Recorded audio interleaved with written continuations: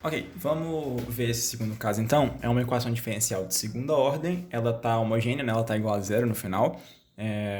Se tivesse igual a uma função, seria só aplicar a transformada da função, não é nenhum problema. E como ela é uma EDO de segunda ordem, ela precisa de duas condições iniciais para a gente poder definir um PVI, né? Um problema de valor inicial. Então, o que a gente vai fazer é basicamente o mesmo processo que a gente fez para a questão anterior. A gente vai aplicar a transformada de Laplace dos dois lados, encontrar a função f de s, isolar ela e utilizar a transformada inversa de Laplace para poder encontrar qual que vai ser a função original, que é a resposta desse modelo.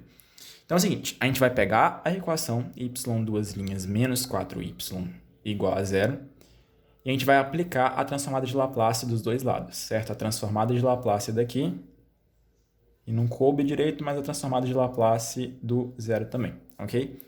Mesmo esqueminha. Utilizando a propriedade de que a transformada de Laplace é linear, a gente consegue quebrar essa equação em duas, e a gente consegue resolver separadamente.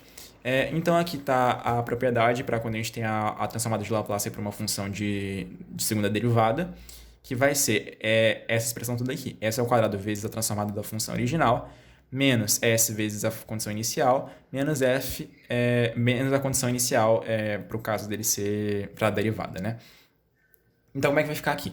A transformada de y duas linhas vai ser S ao quadrado vezes a transformada da y, a f de s, menos S vezes a condição inicial, que é y0, menos a condição inicial derivada, que é y'0. Ok? Isso aqui tudo é a transformada só de y duas linhas. Para o menos 4y, já que ela é linear, vai ser menos 4 vezes a transformada da y, que é simplesmente a f de s. Ok? Isso vai ser igual à transformada de Laplace de zero, que como a transformada de Laplace é um operador linear, a transformada de Laplace de zero é zero. Também tem isso na tabela, vocês não precisam ter isso decorado. Mas enfim, transformada de zero é zero, isso é óbvio. Então é o seguinte, vamos organizar tudo que tem esse f de s junto. Vai ficar s ao quadrado vezes a f de s. E aqui tem menos 4 vezes a f de s. Ok?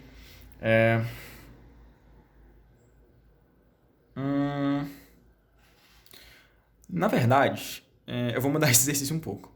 Eu vou fazer, ao invés de ser menos 4y, eu vou fazer ser mais 4y, porque a questão vai ficar um pouquinho mais interessante, tá bom? Vamos utilizar mais 4y aqui, tudo que vai mudar vai ser que vai surgir um 4 na frente. Eu não vou regravar por causa disso não, já que a mudança é rápida e nada do que a gente fez vai afetar. A única coisa que mudou é que ao invés de ter um menos 4 aqui, vai ficar com um mais 4 aqui e um mais 4 aqui. Tipo, não mudou nada, eu só mudei para mais 4y. E eu explico por que eu fiz isso um pouquinho mais tarde, quando a gente estiver na parte de da transformada inversa, ok? Então a nossa função, na verdade, é essa. Não é a que eu tinha escrito no começo, é mais 4y, ok? Então vamos lá. Juntamos aqui a f de s menos s vezes a condição y0. A y0 vale 1. Então vai ser menos s, ok? Menos a y derivada, que é menos 1. Então menos menos 1 vai dar mais 1, ok? E isso aqui vai ser igual à transformada disso aqui, que é 0, que a gente já até colocou aqui, ok? Vamos isolar tudo que tem f de s de um lado, tudo que não tiver eu vou jogar para o outro. Então vai ficar s ao quadrado mais 4, ok? Vezes a f de s. E isso vai ser igual a s menos 1, ok?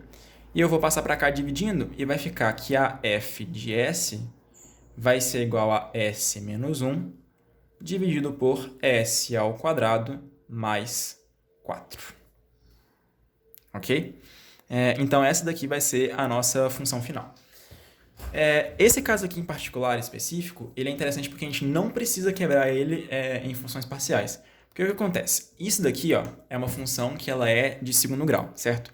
Se a gente fosse quebrar isso aqui em funções parciais, a gente ia ter uma função s mais alguma coisa, vamos supor s mais 1, e s menos alguma coisa, vamos supor s menos 2, enfim, duas funções que a gente fosse decompor.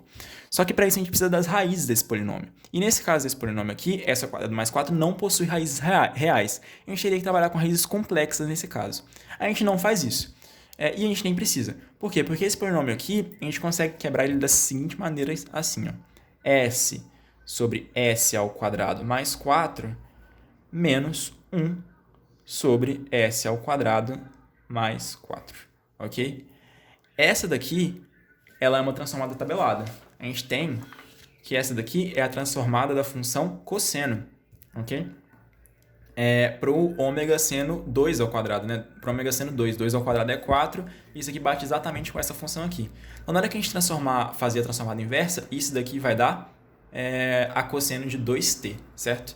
Então, o lado uma das f de t a gente já encontrou. f de t vai ser cosseno de 2t, aplicando a transformada inversa de Laplace, do lado de cá, menos a transformada inversa dessa daqui. Isso daqui, ele não é exatamente o que a gente tem na tabela, né? A tabela a gente precisa de s ao quadrado mais ômega ao quadrado embaixo e a gente precisa do ômega aqui em cima. S ao quadrado mais alguma coisa ao quadrado, nesse caso aqui, é 2 ao quadrado, certo? Então, para a gente ter esse aqui valor aqui tabelado, a gente precisava de 2 aqui em cima. Só que a gente não tem. O que a gente faz? A gente vai multiplicar aqui em cima por 2 e dividir por 2, certo? Multiplicou e dividiu por 2, a gente não mudou nada. Elas iriam simplificar e a gente cortaria e fica o vezes 1 que não muda nada, certo? Isso daqui, ó, é a tabelada. Ela é a seno de 2t, certo? O que sobrou? O meio. Só que meio é uma constante, e como a transformada de Laplace ela é um operador linear, ela fica 1 meio vezes a seno de 2t, ok? Aplicando a transformada inversa, essa daqui vai ser a solução para o nosso sistema, já com a transformada inversa aplicada, ok? Então tem que ter um pouquinho de maldade nesse tipo de exercício, porque não é sempre que você vai precisar quebrar em frações parciais. Você vai precisar quebrar em frações parciais em alguns casos específicos, principalmente quando você tiver funções que você consegue encontrar a raiz. Não são os únicos casos, tem alguns casos que a gente vai ter polinômios de segundo grau ou de alguns outros graus, não sei, que você vai precisar fazer a expansão em frações parciais, que ficaria alguma coisa parecida com isso aqui, ó, por exemplo. S ao quadrado mais 4s, vamos supor, mais 8, beleza? Essa daqui, se você fizer as frações parciais, se você precisasse quebrar isso aqui em frações parciais, vamos supor que isso aqui estivesse multiplicando uma outra fração que vocês não têm raízes reais também, tipo s ao quadrado mais 4s mais 7. É outra fração que a gente não tem raízes reais, ok? Então, o que a gente faria para poder quebrar ela nesse caso? A gente faria o seguinte, quebra nessas duas aqui, que você consegue quebrar fácil, tipo, você conseguiu simplificar para elas. S ao quadrado mais 4s mais 7. E aqui em cima, você iria supor uma solução do tipo AS mais B. E aqui CS mais D. Porque o que acontece? Você precisa ter sempre aqui em cima no numerador um polinômio que seja de grau sempre um menor do que o que você tiver aqui embaixo, ok? Então, se isso aqui aparecesse num caso de você não conseguir simplificar mais essas operações, essas funções, o que você faria era supor no numerador um polinômio que seja de grau 1 menor do que o que está aqui embaixo. Como aqui é ao quadrado, né, grau 2, então aqui em cima a gente trabalha com um polinômio de grau 1. Só que isso é uma maldade que vocês têm que ter quando a sua função for completa. Quando você tiver com uma função que tipo, meio que lembra uma que você tiver na tabela, tipo essa daqui, S ao quadrado mais 4, provavelmente você não precisa quebrar ela em frações parciais. Você tem que só manipular um pouquinho o seu sistema para poder encontrar a fração parcial que seja representante do sistema, né? Uma outra coisa que é interessante falar. Nesse mesmo caso aqui, vamos supor que você resolveu o seu sistema, FS e tudo mais, e você encontrou isso daqui, ó, S ao quadrado mais 4S mais 8. Ok? Sem esse outro termo multiplicando. Só isso, beleza? Você pegou a EDO, aplicou a transformada de Laplace, fez as continhas todas e tudo mais, e você caiu nesse valor aqui. E agora, você não consegue mais simplificar porque você não consegue quebrar mais em frações parciais. E se você aplicasse isso daqui, né, tipo, não tem em que quebrar. Ela só ficaria o A igual a 0 e o B igual a 1 e você não sairia de lugar para lugar nenhum, certo? Então, o que você faz? Vocês percebem que essa fração parcial aqui, ela é uma fração de segundo grau. E na tabela, a gente tem uma transformada que ela é assim, olha. Quando você aplica a transformada de Laplace na função, ela sai da seguinte maneira. S menos alfa ao quadrado mais alfa ao quadrado. É isso daqui. Essa daqui é a transformada de Laplace da função e elevado a menos alfa t vezes a função seno de ômega t. Você tem isso daqui na tabela. O que está acontecendo aqui? Lembra que na transformada da seno normal, da seno pura, deixa eu achar a tabelinha aqui onde eu coloquei, essa daqui, era só ômega sobre s ao quadrado mais ômega ao quadrado? Na verdade aqui é mais, perdão. Lembra que eu falei que na tabela aqui estava que a transformada de Laplace da função seno ela é só essa expressão aqui? A gente tem que, quando a gente multiplica a nossa função original por uma função exponencial, isso equivale a um deslocamento no sistema da frequência, né? no domínio da frequência, no domínio de S. Toda vez que você multiplicar por e elevado a alfa t alguma coisa, a sua transformada de Laplace vai ser sempre a sua própria função, só que deslocada para menos o alfa do seu exponencial. Isso vale tanto para seno, quanto para cosseno, quanto para t elevado a quadrado. Para qualquer função, toda vez que você multiplicar pela exponencial, isso vai equivaler a um deslocamento no seu sistema complexo. Então, como é que a gente sairia daqui para poder chegar nisso aqui? Bom, a gente sabe que isso daqui seria interessante se a gente conseguisse quebrar isso aqui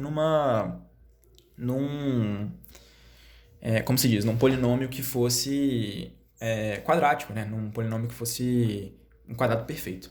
Se isso daqui fosse s ao quadrado mais 4s mais 4, isso aqui seria um quadrado perfeito, né? Então, como é que a gente faz para poder chegar nisso? A gente poderia fazer, por exemplo, f de s igual a 1 sobre s ao quadrado mais 4s, e a gente completar ao quadrado. A gente soma um 4s aqui embaixo. Só que a gente não pode só somar, a gente tem que subtrair logo em seguida. Por quê? Somando e subtraindo a gente não faz nenhuma diferença no nosso sistema, certo? Vai somar um 4 e subtrair um 4 e a gente volta ao valor original, isso aqui vai dar 0 no final. E o mais 8 que já estava ali no começo, certo? Então o que a gente fez foi somar 4 e subtrair 4 para poder completar este quadrado aqui, certo? Isso aqui virou agora um quadrado perfeito. Então, já que é um quadrado perfeito, a gente consegue fatorar. Vai ficar aqui a f de s é igual a 1 sobre s mais 2 ao quadrado, certo? Mais 4. Ok? 4 é a mesma coisa que 2 ao quadrado, certo? Então, f de s seria 1 sobre s mais 2 ao quadrado mais 2 ao quadrado. Isso é quase essa transformada aqui, né? Só falta a gente ter o w aqui em cima. Então, o que a gente vai fazer? A gente vai multiplicar por 2 em cima e logo em seguida dividir. Multiplicou por 2 e dividiu por 2, você não faz nenhuma diferença no seu sistema. Então, essa expressão aqui, ó, essa transformada aqui, quando a gente aplicar a transformada inversa de Laplace, não é exatamente a mesma coisa que essa daqui. Então, a gente sabe que quando a gente aplicar a transformada inversa, a gente vai cair nessa função aqui, na função exponencial elevado a alguma coisa, um alfa t, vezes a seno de ômega t. Nesse caso, aplicando a transformada inversa de Laplace, o que a gente vai ter? O seu ômega, ele claramente vai valer 2, né? O 2 ao quadrado e o 2 aqui em cima. E o seu alfa, ele está deslocando de menos 2, certo? Ele está mais 2 deslocado. Então, o seu alfa aqui vai valer menos 2. Ou seja, a sua função original ela vai ser o meio, né, que ficou de fora, aqui, vezes e elevado a menos 2t, certo? O seu alfa vale menos 2, vezes a função seno de 2t. Ok? Essa aqui seria a sua resposta. Então, vamos supor, você fez aquele trampo todo, chegou na transformada de Laplace, caiu nisso aqui e você não consegue achar as raízes. Não desespera. Você vai tentar completar o quadrado que tem aqui embaixo. Completou o quadrado, você vai comparar, provavelmente vai cair numa dessas de seno e cosseno. Tá? É um macetinho que ajuda às vezes. Vamos supor numa outra situação que você fez aquela transformada inteira lá e tudo mais, e você caiu numa equação que é dessa forma aqui, ó, s menos 3 vezes s mais 1. Ok? Você caiu, fez a equação toda, fez esse processo todo que a gente faz aqui em cima para chegar na transformada de Laplace isolada, e quando você terminou tudo, você chegou nisso aqui, um produto entre a sua entre as suas transformadas. Você pode quebrar isso aqui em frações parciais? Pode, vai dar certo também. Uma outra maneira de resolver é você utilizar isso daqui, ó, essa propriedade aqui embaixo, que é o teorema da convolução. O teorema da convolução diz pra gente que a transformada de Laplace da convolução de duas funções é igual ao produto das transformadas de Laplace das transformações normais. O que é uma convolução? Uma convolução é essa expressão integral aqui, beleza? Não vou ficar falando o que é, você consegue fazer. Basicamente, você resolve essa integral aqui, certo? Quando você tiver essa integral aqui, você vai ter uma função em t. Se você aplica a transformada de Laplace, é a mesma coisa que você fazer a transformada da f vezes a transformada da g, em separado, ok? Isso aqui é útil porque você pode aplicar a transformada inversa. A inversa da transformada de Laplace vai ser a convolução das funções originais. Então, nesse caso aqui, por exemplo, as nossas funções f seriam a 1 sobre s menos 3, e a nossa função g ela seria a s mais 1. A gente sabe que 1 sobre s menos 3, vamos ver aqui na tabela, ela é a transformada inversa de uma função do estilo exponencial, né? É sempre parecida com a exponencial. Ela é mais menos 3. Então, o seu alfa é menos 3. E elevado a menos 3. Essa daqui é a transformada de Laplace de e elevado a 3t, ok? E aqui, essa é a transformada de Laplace, seguindo a mesma lógica, da e elevado a menos t, ok? Então, se você quisesse calcular a transformada inversa de Laplace, para esse caso aqui, o que você pode fazer é a convolução dessas duas funções aqui. A sua transformada inversa de Laplace, a fzinho de t, vai ser a e elevado a 3t, convolução com a e elevado a menos t. Eu vou só montar a integral aqui para vocês verem como é que fica. Ficaria alguma coisa do tipo assim, integral de 0 a t da f, a f no caso vai ser a nossa primeira aqui, a e elevado a 3t. Então, ficaria e elevado a 3t menos u, né? Porque é o que está escrito aqui, ela tem menos u, que multiplica e elevado a g de u, no caso. Então, no lugar de t, entraria u. E a gente integra isso em du, beleza? A gente considera t uma constante nesse caso, faz todo esse processo de integração e no final você vai sair com uma função que vai ser transformada inversa de Laplace. Nesse caso aqui, obviamente, seria muito mais fácil você fazer a transformada, calcular a transformada inversa separando em frações parciais, né? É bem menos trabalhoso. Só que não é sempre que você vai cair numa que seja mais fácil. Por exemplo, nesse caso aqui também, olha, você poderia cair numa fração, essa fração aqui ela não é fácil de se resolver só com as frações parciais. Porque você vai ter que cair nisso aqui, você vai ter que separar com o S e com o B, você vai ter que encontrar quais são... completar os quadrados de cada uma delas, fazer umas multiplicações e umas manipulações algébricas para você cair no que você consegue transformar em inversa, sabe? Talvez, nesse caso aqui, seria muito mais fácil fazer a transformada inversa de Laplace, porque você consegue identificar mais fácil quais são as transformadas que vão levar a essas funções, ok? Então, basicamente, é isso. Acho que é o mais útil que vocês precisam saber, pelo que eu estou entendendo. Talvez essa parte de convolução e tal, ela nem seja tão necessária assim, né? Não sei o que o Pedro vai cobrar em específico, porque eu também estou fazendo a matéria pela primeira vez. Mas para revisão de transformada de Laplace é isso. Basicamente é o máximo que vocês precisam saber, sabe? Valeu!